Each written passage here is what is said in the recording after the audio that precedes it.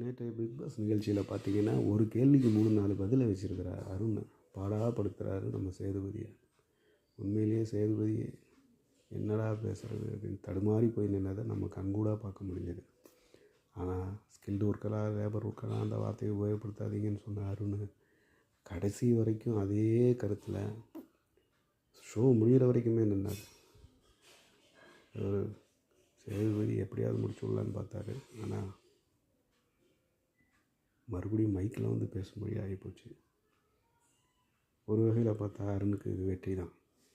நேற்றைய ஷோவே அருண் வர்சஸ் சேதுபதி அப்படின்ற மாதிரி நடந்துகிட்டு இருந்ததை பார்க்கும்போது மற்றவர்கள் எல்லாம் வாயை பிளந்துக்கிட்டு ஆன்னு பார்த்துக்கிட்டு இருந்தாங்க.